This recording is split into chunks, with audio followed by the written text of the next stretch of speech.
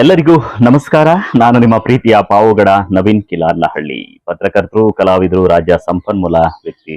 ಇವತ್ತು ನನ್ನ ಆತ್ಮೀಯ ಸ್ನೇಹಿತರು, ನನ್ನ ಅಚ್ಚುಮೆಚ್ಚಿನ ಹಾಡುಗಾರರು ಮೋಹನ್ ಅವರ ಬಗ್ಗೆ ಒಂದೆರಡು ಮಾತನ್ನ ಆಡ್ಲಿಕ್ಕೆ ಇಚ್ಛೆ ಪಡ್ತಾ ಇದ್ದೀನಿ. ಸರಳ ಸಜ್ಜನಿಕೆ ಮೂಲಕವೇ ಸಾಕಷ್ಟು ಜನರ ಮನಸ್ಸನ್ನ ಗೆದ್ದಂತ ವಿಶೇಷವಾದಂತ ವ್ಯಕ್ತಿ ಮೋಹನ್ ಅವರು.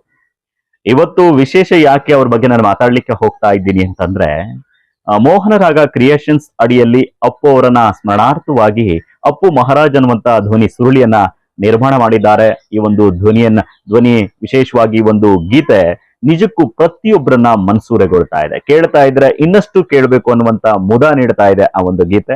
ಆ ಗೀತೆಯನ್ನ ಶ್ರೇಷ್ಠ ಹೆಸರಾಂತ ಹಾಡುಗಾರ ಮಹೇಂದ್ರ ಅವರು ಹಾಡಿದ್ದಾರೆ.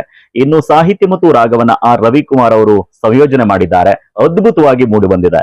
ಇದೇ ಏಪ್ರಿಲ್ 24ನೇ ತಾರೀಕು ಡಾಕ್ಟರ್ ರಾಜ್ಕುಮಾರ್ ಅವರ ಹುಟ್ಟುಹಬ್ಬ ಇದೆ. ದೊಡ್ಡ ಗಾಜನೂರ್ನಲ್ಲಿ ಒಂದು ದೊಡ್ಡ ಸಮಾರಂಭ ಏರ್ಪಡಿಸಿದ್ದಾರೆ.